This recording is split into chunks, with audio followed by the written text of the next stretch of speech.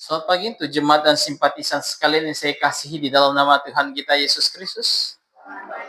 Bagaimana kabarnya pagi hari ini? Puji Tuhan, baik semua. Ya, walaupun ada yang sakit, begitu. Tadi Lisa saya dengar pilek, betul, begitu. Tapi enggak masalah, Tigor batuk sampai enggak itu digantiin sama Herson karena batuk, jadi enggak bisa ikut melayani hari ini. Tapi kita doakan semoga kita semua dapat lekas pulih, sehat kembali, sehingga bisa berkonsentrasi dalam mempelajari firman Tuhan. Tadi kita sudah bernyanyi memuji Tuhan, saat ini saya ajak kita belajar Alkitab. Mari kita buka dalam Wahyu 3. Ayat 14 hingga ayat ke-22.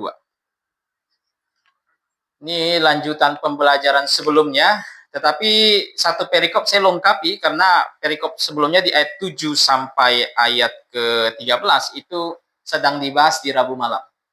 Jadi untuk minggu pagi kita lengkap ke ayat 14 sampai ayat ke-22. Wahyu 3, jika sudah menemukannya kita baca silih berganti. Ayat 14, jemaat ayat 15, demikian silih berganti hingga ayat ke-22. Wahyu 3. Dan tuliskanlah kepada malaikat jemaat di Laodikia, inilah firman dari Amin, saksi yang setia dan benar, permulaan dari ciptaan Allah. Engkau segala pekerjaanmu, engkau tidak dingin dan tidak panas, alangkah baiknya jika engkau dingin atau panas. Jadi, karena engkau suam-suam kuku dan tidak dingin atau panas, aku akan memuntahkan engkau dari mulutku. Karena engkau berkata, aku kaya dan aku telah memperkayakan diriku, dan aku tidak kekurangan apa-apa. Dan karena engkau tidak tahu bahwa engkau marah dan malam, miskin, buta dan telanjang. Maka aku menasihatkan engkau, supaya engkau membeli daripadaku emas yang telah dimurnikan dalam api, agar engkau menjadi kaya, dan juga pakaian putih, supaya engkau memakainya, agar jangan kelihatan ketelanjanganmu yang memalukan, dan lagi minyak untuk melumas matamu, supaya engkau dapat melihat. Barang siapa mengasihi, ia menurut dan bersahaja, sebab itu dan bertobatlah. Lihat, aku berdiri di muka pintu dan mengetok. Jikalau ada orang yang mendengar suaraku dan membukakan pintu, aku akan masuk mendapatkannya dan aku makan bersama-sama dengan dia dan ia bersama-sama dengan aku.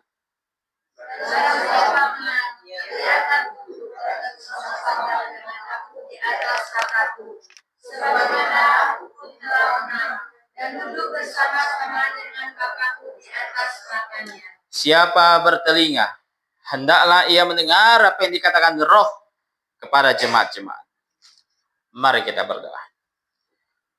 Bapa di dalam kerajaan sorga, kami mengucap syukur atas kasih-Mu yang besar dalam kehidupan kami.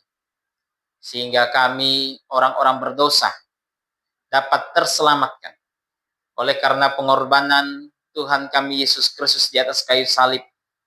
Oleh karena pencurahan darahnya dan pengorbanannya tersebut, kami terapkan dalam kehidupan kami lewat bertobat dan beriman, sehingga kami mempunyai kepastian kapan saja mati pasti masuk surga. Dan kami juga mengucap syukur atas waktu yang tersedia. Kami dapat berkumpul bersama, memuji nama-Mu. Dan saat ini kami akan belajar firman-Mu. Bapa di sorga, kiranya Engkau karuniakan bagi kami hikmat, agar kami dapat memahami firman-Mu dengan baik. Agar kami dapat semakin dewasa di dalam iman kami ketika kami mempelajarinya. Terima kasih Bapa. Berkati juga hamba-Mu yang menyampaikan firman-Mu. Kiranya dapat menyampaikan firman-Mu sesuai dengan kehendak-Mu. Terima kasih Bapa. Hanya di dalam nama Tuhan kami Yesus Kristus kami sudah berdoa dan mengucap syukur. Amin. Baik. Jemaat yang suam-suam kuku. Jemaat Laodikia. Ini jemaat yang cukup menyedihkan. Bahkan jemaat Laodikia, kalau kita baca dalam Wahyu pasal 3, dari 14 sampai 22 tadi, tidak ada pujian sama sekali yang diberikan Tuhan kepada mereka. Tuhan hanya tegur mereka. Tuhan hanya memarahi mereka. Tuhan hanya menghardik mereka oleh karena mereka berdosa di hadapan Tuhan. Oleh karena mereka tidak mau hidup sesuai dengan apa yang Tuhan inginkan. Sebagai terang Tuhan yang ada di dunia, mereka justru hidup seperti dunia. Makanya Tuhan menyebut jemaat ini sebagai jemaat yang suam-suam kuku. Bayangkan, ini jemaat abad pertama.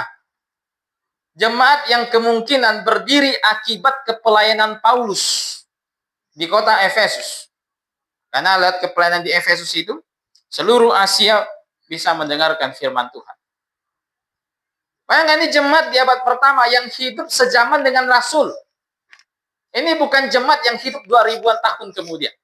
Ini sejaman dengan Rasul. Tapi mereka didapati Tuhan suam-suam kuku. Hari Jumat kalau nggak salah, saya bertamu ke tempat Hansen dan sedikit sharing dengan teman baru, begitu. Dan kami berbicara tentang banyaknya gereja pada tahun 2025. Dan saya katakan kepada temannya Pak Hansen, saya katakan bahwa sekalipun ada banyak gereja, sekalipun kekristenan itu menjadi agama nomor 1 terbanyak di dunia, tetapi kebanyakan itu suam-suam kuku.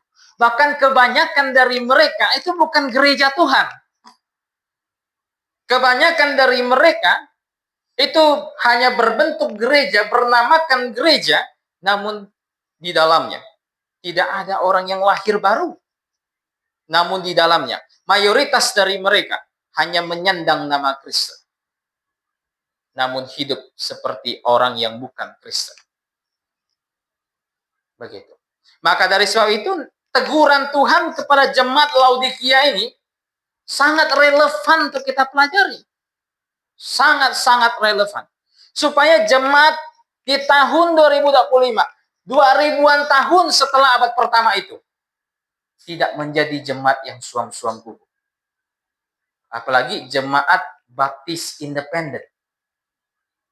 Minggu lalu saya katakan, pada masa ini, menentukan satu gereja benar atau tidak, itu bukan karena dia ada baptisnya. Bukan. Kemarin saya katakan, bahkan pengakuan imannya saja, jangan terlalu cepat dipercayai. Karena apa yang ia katakan bisa jadi beda dari apa yang kita maksudkan. Begitu. Maka dari sebab itu gereja baptis independen 2000-an tahun kemudian jangan sampai menjadi jemaat yang suam-suam kuku. Karena jemaat seperti ini digambarkan oleh Tuhan itu hanya membuat perutnya sakit. Makanya dia muntahkan. Begitu. Nah, hari ini kita akan belajar tentang jemaat Laodikia. Jemaat yang suam-suam kuku. Ada beberapa hal yang ingin saya ajak kita pelajari dan kesemuaan itu penting semua. Hal pertama adalah bagaimana cara Kristus memperkenalkan dirinya kepada jemaat Laodikia. Nah, ini kan persis seperti minggu kemarin. Karena kalau kita baca Wahyu 2 dan 3, ketika Tuhan berbicara kepada ketujuh jemaat, Tuhan selalu poin pertama dia, ayat paling pertama sebagai pembuka dari surat-surat tersebut, dia perkenalkan dirinya. Dan ketika ia perkenalkan dirinya, itu sangat signifikan untuk satu jemaat tertentu yang ia tuliskan surat kepada jemaat tersebut. Nah, bagaimana cara Kristus perkenalkan dirinya kepada jemaat Laodikia? Ayat 14, saya bacakan. Ayat 14. Dan tuliskanlah kepada malaikat jemaat di Laodikia, inilah firman dari Amin, saksi yang setia dan benar, permulaan dari ciptaan Allah. Nah, di sini Yesus memperkenalkan dirinya sebagai yang setia, yang benar, yang amin. Amin ini berasal dari bahasa Ibrani. Dan kata amin itu punya pengertian benar, pasti, teguh. Dan ketika ia memperkenalkan dirinya kepada jemaat Laodikia sebagai yang benar, yang setia, yang amin, ia sedang memperkenalkan dirinya sebagai pribadi yang dapat dipercayai. Sebagai pribadi yang dapat jemaat Laodikia bersandar kepadanya. Makanya saya rasa jemaat Laodikia itu tidak bisa macam-macam sama Tuhan. Jemaat Laodikia tidak bisa beralasan, oh Tuhan, saya jatuh ke dalam dosa karena Engkau kurang memberkati kami misalnya. Karena Engkau kurang mendewasakan iman kami. Kami jatuh ke dalam dosa karena ini, karena itu, tidak bisa. Kenapa? Karena Kristus yang setia, yang amin, dan yang benar. Tidak ada satupun orang pada zaman sekarang bahkan dapat mempersalahkan Tuhan oleh karena dosa yang ia perbuat. Tidak ada. Tidak ada satupun orang pada zaman sekarang yang bisa berkata bahwa Tuhan tidak adil terhadap dirinya. Seandainya Tuhan begini, begitu, oh, saya tidak akan melakukan kesalahan. Tidak bisa. Karena Tuhan pribadi yang setia. Semua orang bisa menjadikan dia batu sandaran yang teguh. Semuanya. Tidak ada alasan bagi jemaat Laodikia untuk lepas dari dosanya. Tidak bisa. Karena terkecuali kalau Yesus Kristus itu bukan pribadi yang amin. Terkecuali. Kalau misalnya dia bukan pribadi yang amin, yang benar, yang setia, ya semua orang bisa beralasan, oh Tuhan, saya sebagai jemaat Laodikia tidak bisa melakukan kehendak-Mu karena saya tidak punya pegangan yang kokoh. Tidak bisa. Tetapi Tuhan perkenalkan dirinya sebagai yang amin dan yang setia. Tidak hanya itu. Dia perkenalkan dirinya sebagai, di ayat 14 di bagian terakhir, dikatakan dia permulaan dari ciptaan Allah. Wah, ini permulaan dari ciptaan Allah ini sering disalahpahami. Sering disalahpahami. Banyak orang berpikir, oh permulaan dari ciptaan artinya Yesus Kristus itu diciptakan. Artinya Yesus Kristus itu bukan Tuhan. Dia adalah salah satu yang Tuhan ciptakan. Karena dikatakan permulaan dari ciptaan. Nah, ini kan pandangan sebagian orang. Dan pandangan tersebut sesat. Dan ini menarik. Laodikia, kalau kita perhatikan letak geografisnya, itu tidak jauh dengan jemaat Kolose. Karena Kolose dengan Laodikia itu dekat. Dan kalau kita lihat surat Kolose, Paulus pernah membahas kepada jemaat Kolose perkara satu ini. Yaitu perkara bagaimana status Kristus dengan ciptaannya. Dalam Kolose 1 ayat 15 sampai 17. Coba kita baca. Karena begini, jemaat Kolose sepertinya tersesatkan oleh sebagian pengajar palsu yang akhirnya mungkin berpendapat, oh Yesus bukan Tuhan. Oh Yesus bukan Allah. Coba kita lihat, Kolose 1:15. Dikatakan, ia adalah gambar Allah yang tidak kelihatan. Yang sulung lebih utama dari segala yang diciptakan. Ada kata lebih utama dari segala yang diciptakan. Oh, orang-orang pikir, oh ini Yesus ciptaan nih. Karena dia ciptaan, tapi dia lebih utama dari ciptaan yang lain. 16, karena di dalam dia telah diciptakan segala sesuatu yang ada di sorga dan yang ada di bumi. Yang kelihatan dan yang tidak kelihatan, baik singgasana maupun kerajaan, baik pemerintahan maupun penguasa. Segala sesuatu diciptakan oleh dia dan untuk dia. Jadi sepertinya kesesatan yang terjadi di kota Kolose itu ngerambat kepada kota Laodikia. Karena nggak jauh jarak mereka itu. Tidak jauh. Menempuh dari Laodikia ke Kolose itu paling 1 hari juga sampai begitu. Tidak jauh.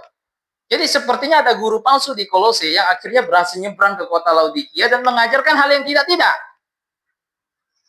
Makanya Tuhan perkenalkan dirinya kepada jemaat di Laodikia. Aku permulaan dari ciptaan. Apa maksudnya permulaan dari ciptaan? Apakah ini berarti Kristus adalah ciptaan? Tentu bukan.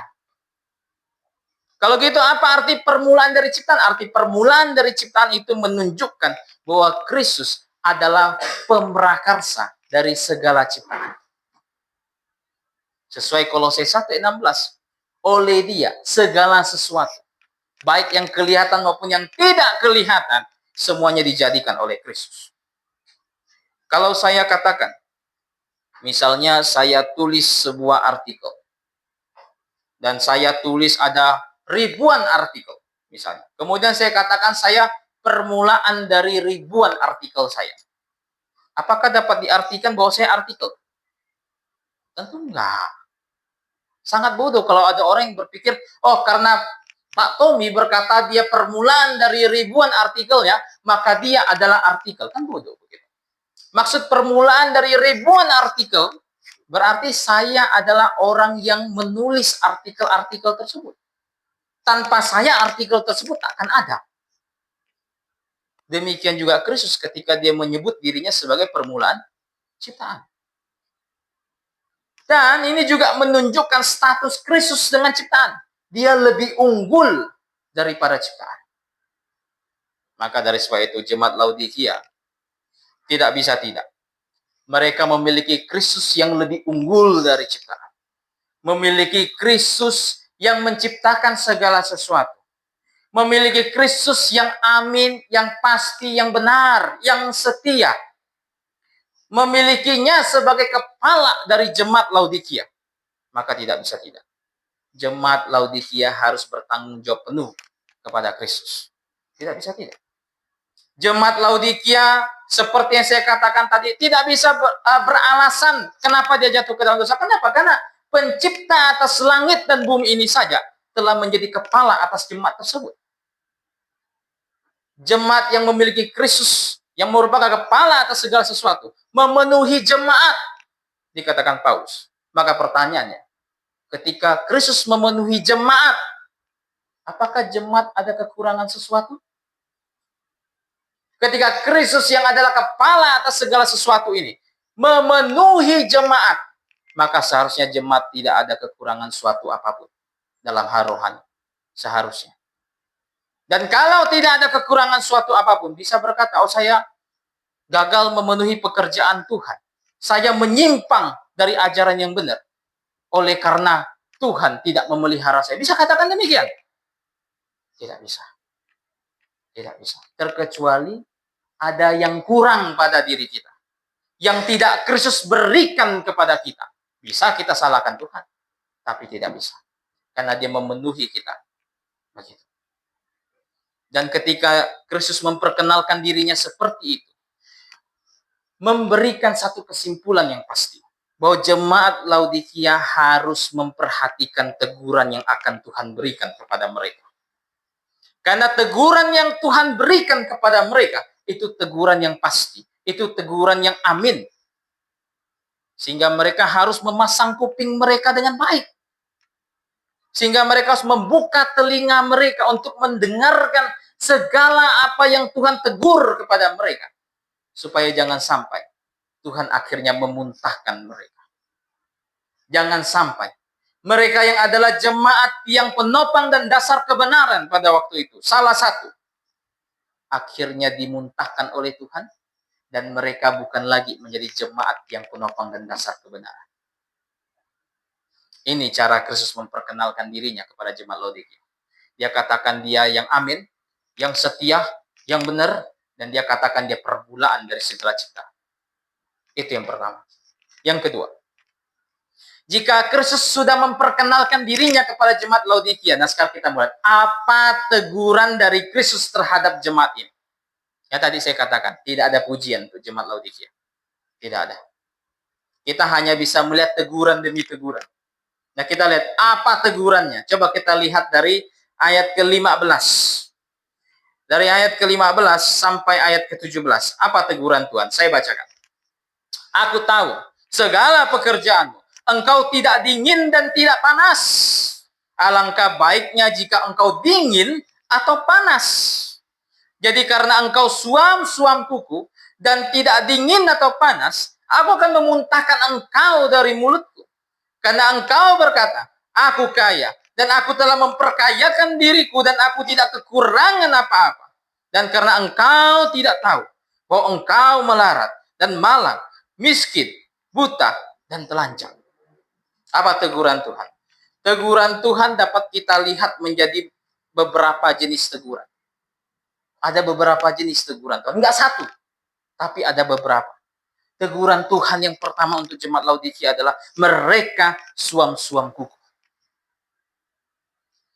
Kota Laodikia itu kota unik. Karena kota ini tuh secara historis, ini kota yang agak kesulitan dengan persoalan air.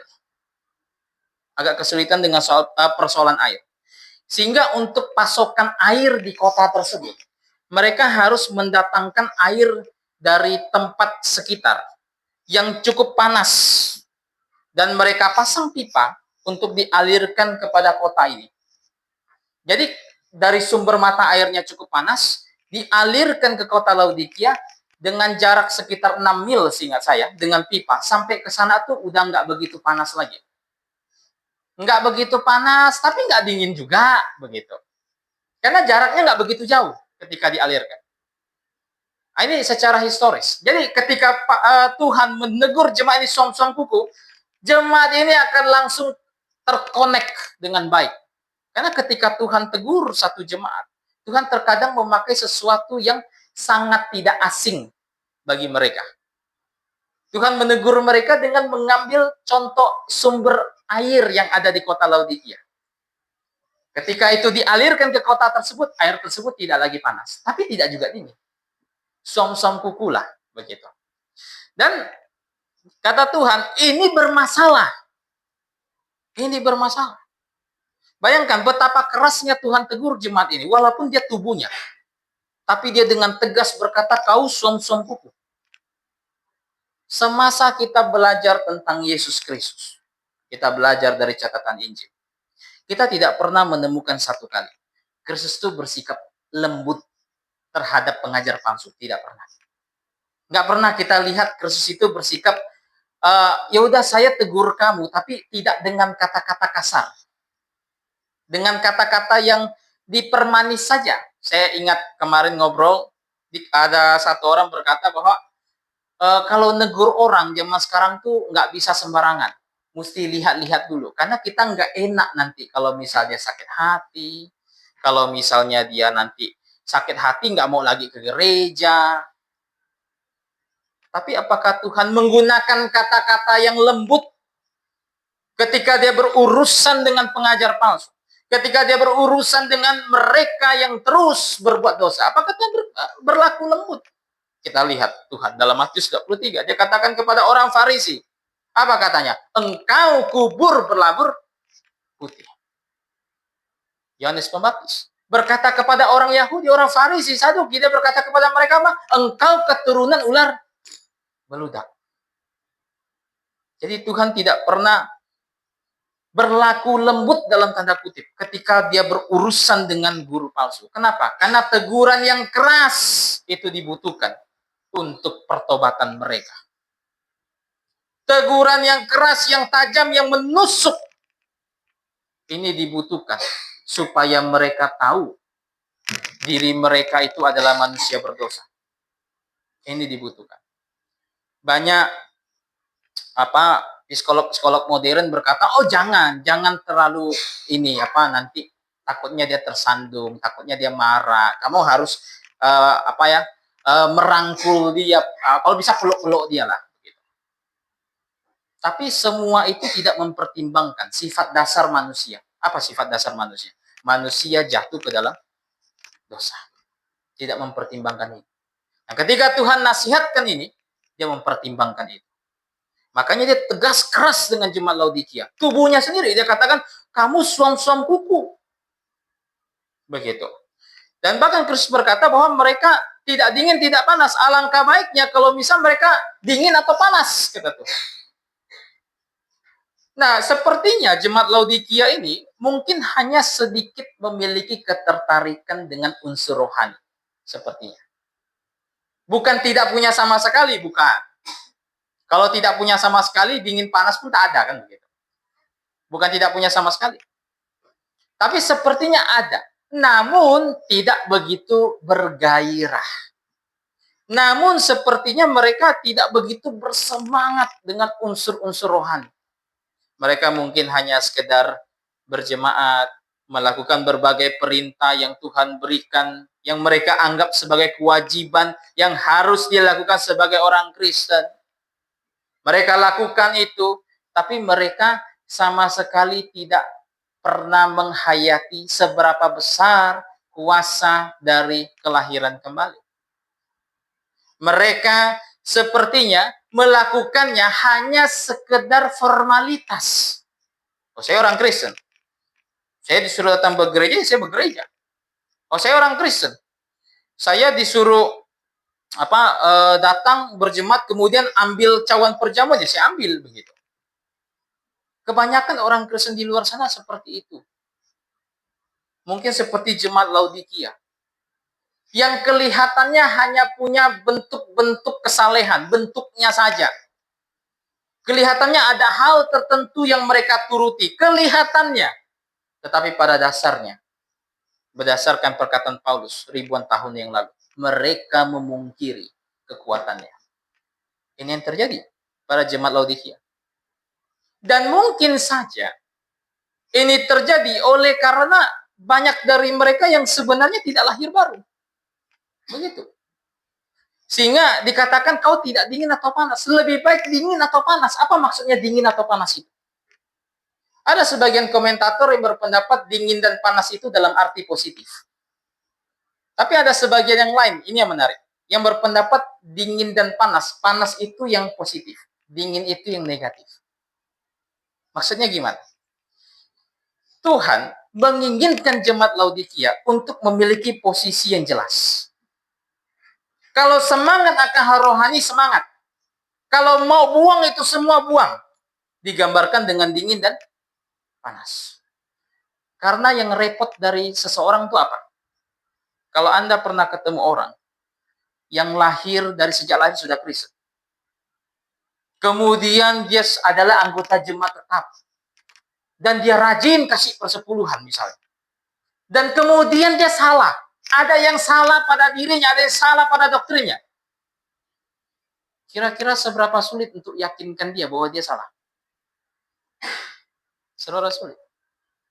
Jawabannya sulit. Kenapa? Karena dia ngerasa dirinya itu sudah orang Kristen sejak awal dan dia berada di gereja yang benar. Apalagi kalau kita berurusan dengan orang yang berada di gereja yang benar misalnya, tetapi hidup tidak benar. Lebih sulit lagi tegurnya. Kenapa? Karena mereka merasa saya sudah benar. Mau apa? Tuhan itu lebih sulit untuk negur mereka yang ngerasa dirinya benar. Yang merasa dirinya lebih baik dibandingkan orang lain. Yang suam-suam kuku. Panas enggak, dingin enggak. Lebih gampang negur orang yang sudah tahu dari awal dia salah begitu. Kemudian dikasih tahu dia salah, oh, oke, saya salah begitu, selesai. Tapi kalau negur, kasih tahu orang yang memiliki pengetahuan iman, merasa dirinya lebih pintar, apalagi dia ngerasa dirinya lahir baru, berada di gereja yang benar, itu jauh lebih sulit. Saya punya pengalaman. Ada satu gereja, itu di dalamnya tidak ada sedikit tidak adanya persatuan iman. Ada sedikit. Seluruh anggota jemaat terkecuali satu orang itu mengimani bahwa Tuhan datang sebelum tribulasi. Ini tribulasi, itu ini masa penganiayaan orang Yahudi. Tapi cuma ada satu yang tidak percaya itu. Yakinkan dia itu. Sudah berapa banyak orang yang coba. Tapi tetap tidak mempan. Kenapa? Karena dia merasa dirinya lebih hebat. Merasa dirinya lebih baik dibandingkan saudara seiman yang tegur dia. Makanya Tuhan katakan kepada jemaat Laodikia, kalau mereka dingin lebih bagus. Karena kalau dingin tegur masih masuk. Tapi kalau mereka suam-suam kuku, Tuhan tegur, itu kan perkataan Yohanes. Itu kan omong-omongan dia tuh lagi di Pulau Patmos dia tuh. Omong-omongan dia aja itu, gak usah dipusingkan. Repot. Maka Tuhan bilang alangkah baiknya kalau mereka dingin atau panas. Jangan suam-suam kuku. Dan dikatakan lagi, mereka merasa diri mereka kaya. Bayangkan, jemaat ini kan berada di satu kota nama Laodikia. Kota ini kota yang super kaya. Saking kayanya, ketika ada gempa bumi, saya lupa tahun berapa, tahun 60-an seingat saya. Gubernur Roma, pemerintahan Roma, tawarin mereka uang untuk bantuan. Dirikan kota mereka kembali. Tapi apa kata penduduk kota itu? Tak usah. Kami bisa bangun kota ini lagi dengan uang kami sendiri. Ini kota yang super kaya. Dan jemaat Laodikia sepertinya adalah orang yang termasuk mengejar kekayaan yang melimpah yang ada di kota Laodikia. Sehingga mereka merasa diri mereka kaya secara duniawi. Dan hasil apa? Karena mereka merasa diri mereka kaya secara duniawi, maka mereka melihat segala sesuatu. Mereka mengukur segala sesuatu dengan ukuran duniawi. Ini yang terjadi di jemaat Laodikia. Betapa Tuhan marah sama mereka. Jemaat yang seharusnya melihat dunia ini dengan kacamata iman, tetapi justru sebaliknya. Mereka melihat dunia ini dengan kacamata dunia. Mereka merasa kekayaan adalah bukti bahwa mereka diberkati Tuhan. Mereka merasa bahwa kekayaan adalah bukti bahwa mereka adalah orang-orang yang Tuhan pakai. Tanpa mereka sadari. Tuhan katakan status mereka yang sesungguhnya. Bahwa mereka itu miskin. Dan katakan status mereka sesungguhnya, mereka miskin. Kenapa? Karena kekayaan dunia bukanlah tolak ukur seseorang itu benar atau tidak di hadapan Tuhan. Justru sebaliknya, Alkitab banyak memperingatkan. Bagi siapapun yang ingin mengejar kekayaan dunia, Alkitab banyak peringatkan. Alkitab katakan bahwa kekayaan yang ditawarkan oleh dunia ini, harta dan pengejaran akan uang, itu semua hanya akan merongrong kerohanian seseorang. Itu semua hanya akan menghasilkan segala macam jenis dosa. Apa yang Paulus katakan? Akar dari segala kejahatan adalah cinta akan uang. Bukan uangnya, tapi cinta akan uang. Sehingga Alkitab banyak menegur bagi semua orang yang kaya yang menganggap kekayaannya sebagai benteng bagi mereka. Itu ada banyak sekali. Contoh paling klasik dalam kehidupan Kristiani itu adalah teologi sukses. Siapa yang tidak pernah dengar teologi sukses? Saya rasa semua tahu. Teologi sukses mengajarkan bahwa semua orang yang percaya Tuhan, maka dia pasti akan sukses. Bahkan kebangkrutan dan lain sebagainya itu bukti bahwa Tuhan tidak mengasihi dia. Makanya nanti akan ada doa usir kutuk kemiskinan, kutuk kebangkrutan, kutuk apa? Semua dianggap kutuk sama dia. Ini contoh klasik dalam kekristenan yang menganggap kekayaan sebagai bukti bahwa Tuhan berkati. Bahwa bukti bahwa mereka benar. Tapi tidak kata Tuhan. Segala jenis apa yang ada pada dunia ini, harta dunia ini, itu semua bukanlah patokan dari sesuatu itu benar apa tidak. Begitu. Dan bahkan Tuhan katakan di sini, bukan hanya mereka merasa diri mereka kaya, tetapi mereka juga telanjang. Bukan hanya kaya, tapi telanjang. Kota Laodikia bukan hanya terkenal karena kekayaannya, tapi terkenal dengan industri fashion. Industri pakaian. Itu terkenal sekali di kota Laodikia. Tapi Tuhan Yesus berkata mereka telanjang. Kenapa? Karena walaupun mereka punya pakaian yang indah, yang menutupi tubuh jasmani mereka, tetapi secara rohani, tidak ada pakaian yang menutupi mereka. Sepertinya ini gambaran yang tegas bahwa di dalam jemaat Laodikia, yang kita tidak tahu berapa jumlah anggotanya, sepertinya mayoritas dari mereka itu tidak diselamatkan. Karena pakaian dalam Alkitab itu seringkali menggambarkan keselamatan. Seringkali menggambarkan keselamatan. Ketika kita belum diselamatkan, digambarkan kita itu mengenakan pakaian yang super kotor, yang penuh noda, penuh dosa. Tetapi ketika seseorang bertobat dan percaya kepada Kristus, pakaian tersebut ditanggalkan dan dikenakan satu pakaian yang bersih, yang putih. Pakaian yang disebut sebagai pembenaran atau kebenaran. Jadi sepertinya sebagian jemaat ini, walaupun dia anggota, tapi sepertinya mayoritas tidak lahir baru. Wajar kalau suam-suam kuku. Dan bahkan terakhir dikatakan mereka buta. Mereka buta. Kenapa? Karena mereka menutupi segala bentuk penilaian duniawi yang benar dengan cara yang duniawi. Mereka melihat dunia ini dengan kacamata dunia. Bagaimana bisa orang Kristen, orang yang sudah diselamatkan, dapat memahami dengan pasti bahwa dunia itu jahat? Kalau bisa mereka melihat segala sesuatu dengan mata dunia. Bagaimana bisa? Bagaimana bisa orang Kristen yang sudah dilahir barukan oleh Tuhan, yang sudah diselamatkan oleh Tuhan, dapat memiliki pengetahuan yang benar tentang dunia ini jika mereka masih sibuk bersekutu dengan dunia? Bagaimana bisa? Tuhan katakan, jangan bersekutu dengan pekerjaan jahat tersebut. Pekerjaan kegelapan yang tidak membuahkan buah apapun.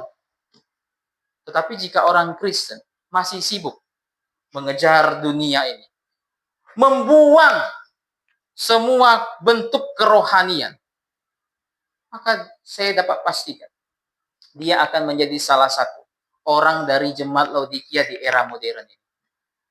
Dia buta. Kamu bisa bayangkan kalau misalnya orang buta berjalan, ada orang mau tolong dia, tapi dia nggak mau ditolong. Anda bisa bayangkan? Makanya jemaat ini saya katakan som-som kuku. Panas nggak, dingin nggak. Ini ada orang buta, kita mau bantu dia nyebrang jalan, tapi dia nggak usah bantu saya. Kira-kira apa nasib orang buta ini? Ketabrak ini orang buta. Ketabrak, kalau nggak masuk lubang dia. Itu yang terjadi. Maka dari sebab itu jemaat harus berhati-hati. Jangan sampai menjadi jemaat Laodikia era modern. Yang suam-suam kuku, yang panas tidak, dingin tidak.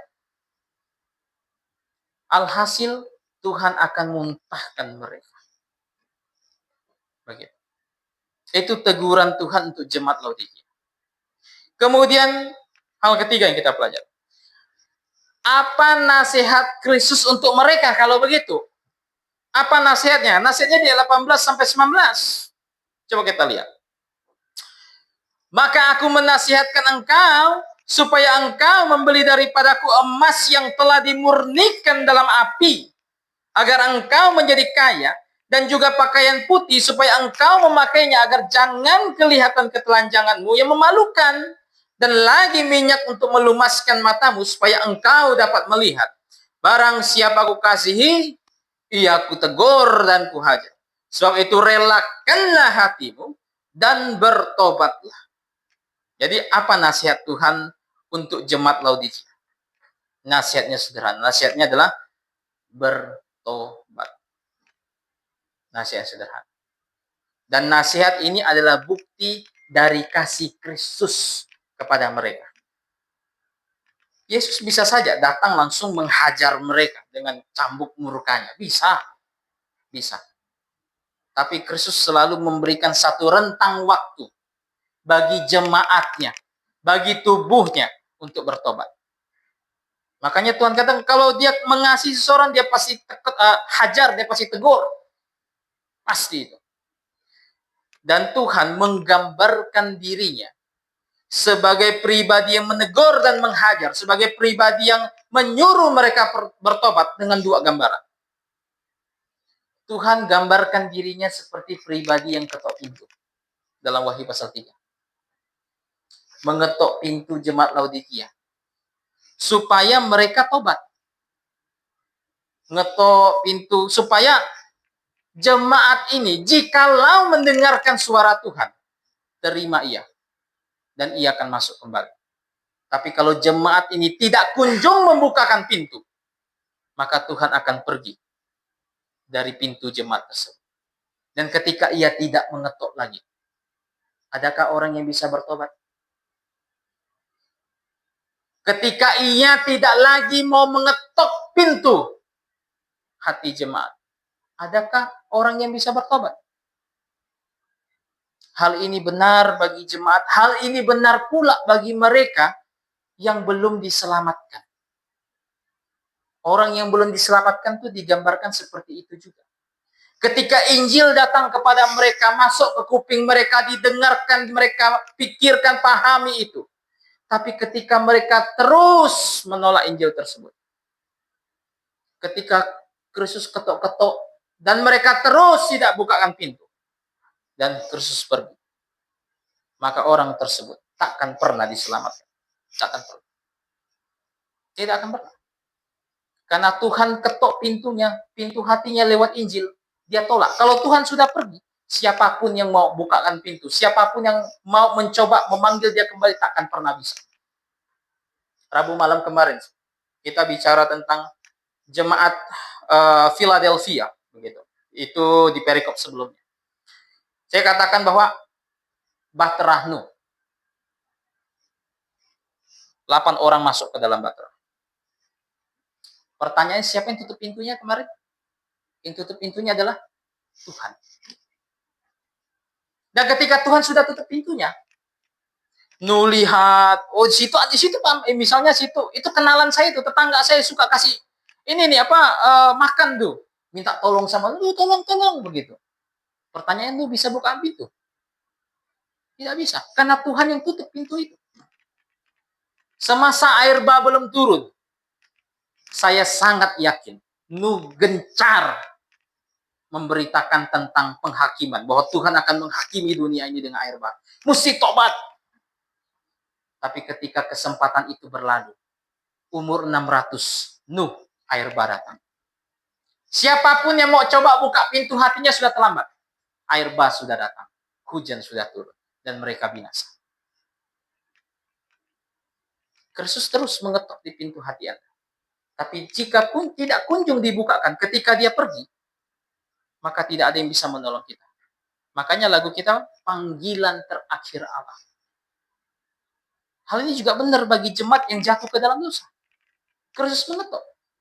Tapi jika tidak kunjung bertobat, maka tidak ada orang yang bisa menolong. Kristus saja tidak diterima masuk, apalagi kita. Begitu. Dan Tuhan gambarkan teguran dia untuk menyuruh jemaat bertobat, bukan hanya dengan gambaran mengetok pintu, tapi dengan gambaran apa? Beli, kata Tuhan. Beli emas daripadaku. Emas yang kumurnikan dengan api. Pertanyaannya kan lucu. Mereka di mata Tuhan miskin. Ya kan? Miskin. Walaupun kaya secara dunia, tapi kan berdasarkan nats kita baca, Tuhan bilang mereka miskin, melarat, buta, telanjang. Kok udah miskin Tuhan suruh mereka beli emas? Uangnya dapat dari mana? Kan begitu. Ngerampok kan Tuhan begitu. Uangnya dapat dari mana Tuhan? Saya nih, Tuhan bilang, oh saya miskin. Tapi Tuhan suruh saya beli emas. Gimana caranya? Jawabannya sederhana. Emas yang Tuhan tawarkan, harganya gratis. Emas yang Tuhan tawarkan, harganya gratis. Ini pernah dinubuatkan oleh Yesaya. Beli daripadaku roti yang tidak punya harga punya, gratis. Hanya perlu datang apa? Beli Tuhan begitu. Silakan, datang beli kata Tuhan. Kenapa bisa gratis? Karena semua itu dikerjakan oleh Tuhan lewat Yesus Kristus. Lewat pengorbanan Kristus di atas kayu salib. Lewat pencurahan darahnya. Semua itu dibayarkan oleh Kristus, bukan kita yang bayar, tapi Kristus yang bayarkan. Maka dari sebab itu harganya menjadi apa? Cuma-cuma, gratis. Cukup datang merendahkan diri di hadapan Tuhan dan bertobat.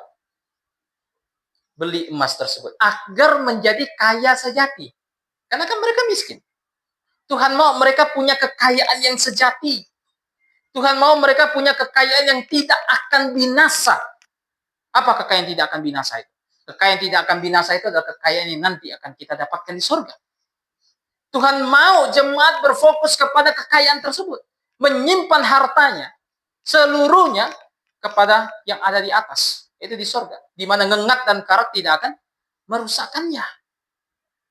Maka jemaat Tuhan mau mereka bekerja, mengerjakan pekerjaan Tuhan sambil menabung untuk harta yang tidak binasa tersebut. Tuhan mau itu dilakukan jemaat. Karena harganya sudah cuma-cuma, cukup kerjakan saja begitu. Tuhan akan berikan harta yang sejati. Dan tidak hanya harta, Tuhan bilang kasih pakaian. Tuhan kasih baju untuk mereka supaya nggak telanjang. Kenapa? Tadi saya katakan. Karena secara rohani mereka kebanyakan tidak diselamatkan. Bahkan, jikalau ada yang sudah diselamatkan sekalipun, tapi dia hidup tidak benar, jatuh ke dalam dosa, terus menentang kehendak Tuhan, itu seperti orang yang telah menanggalkan pakaiannya, berjalan telanjang di tengah jalan. Tuhan bilang, ambil pakaian itu, pakai. Dan Tuhan bilang, kasih salet mata. Supaya matanya itu bisa berfungsi dengan baik. Tidak lagi melihat dunia dengan kacamata dunia, tapi melihat dunia dengan kacamatanya Tuhan. Ini nasihat dari Tuhan. Dan ini merupakan nasihat yang sangat relevan untuk jemaat sepanjang zaman. Sepanjang zaman. Karena begini, jemaat itu terdiri dari orang-orang berdosa. Nggak ada di antara kita tuh orang yang ketika diselamatkan menjadi orang yang tanpa dosa. Nggak ada. Kita semua adalah orang berdosa. Kita semua adalah orang yang mungkin dapat melakukan dosa. Perhatikan, Bapak. Ini mungkin dapat melakukan dosa. Tapi perlu diingat, ketika kita melakukan dosa, ketika kita jatuh ke dalam dosa, Tuhan memberikan solusi. Tuhan memberikan solusi. Dia memberikan emas. Dia memberikan salet mata. Dia memberikan pakaian. Yang perlu dilakukan apa? Rendahkan diri. Bertobat. Begitu. Jangan terus memegahkan diri. Rendahkan diri, bertobat. Siapapun itu. Dan itu nasihat Tuhan. Dan terakhir, apa yang Tuhan janjikan untuk mereka. Ini terakhir. Apa yang Tuhan janjikan untuk mereka? Ayat 21 dan 22. Barang siapa menang, ia akan kududukkan bersama-sama dengan aku di atas tahtaku. Sebagaimana aku pun telah menang dan duduk bersama-sama dengan Bapakku di atas tahtanya. Siapa bertelinga hendaklah ia mendengar apa yang dikatakan Roh kepada jemaat-jemaat. Karena berhubung waktu jadi kita singkat-singkat. Apa hadiah yang Tuhan janjikan untuk mereka yang melakukan yang Tuhan nasihatkan? Tuhan katakan, ia akan didudukkan di tahta Kristus. Artinya apa? Dia akan turut memerintah bersama dengan Kristus. Dia akan turut berbagi waris dengan Kristus. Roma 8. Dikatakan bahwa kita ini ahli waris bersama dengan Kristus. Seberapa kaya kita kalau begitu kan? Seandainya kalau Bill Gates ngangkat kita jadi anak, super mantap gitu kan begitu. Tapi jika dibandingkan dengan Allah mengangkat kita menjadi anaknya, itu tidak ada apa-apanya. Kenapa? Karena ketika dia angkat kita jadi anak, kita berbagi waris dengan Kristus. Orang seperti apa yang bisa berbagi waris dengan anak Allah? Dengan sang putra tunggal Allah. Orang seperti apa? Hanya mereka yang bertobat dan percaya kepada Kristus. Hanya mereka yang berusaha hidup benar di hadapan Tuhan. Ini orang-orang yang akan berbagi waris dengan Tuhan. Dan ini merupakan kekayaan yang tidak terhingga. Yang Tuhan katakan sebagai apa? Kekayaan yang tak terselang, yang tak terselimut. Jadi kita sudah melihat banyak dari jemaat Laodikia, walaupun kebanyakan kita bahas dengan singkat. Tetapi pemberitaan singkat tersebut, saya rasa cukup untuk menyadarkan kita bahwa kita dapat bersandar teguh pada Tuhan, karena Dia adalah Ya, Amin, dan Dia permulaan dari segala ciptaan. Itu adalah pemberitaan yang cukup supaya kita tidak menjadi jemaat yang suam-suam kuku. Supaya kita tidak melihat dunia ini dengan kacamata dunia. Dan ini pemberitaan yang cukup. Jikalau kita melakukan yang jemaat Laodikia lakukan, kita bertobat. Beli emas dari Tuhan. Beri pakaian dari Tuhan. Dan beli salep mata dari Tuhan. Kiranya pemberitaan ini dapat mendewasakan iman kita dari hari ke hari. Minta kesediaan Pak Hansen, pimpin doa, silakan Pak Hansen.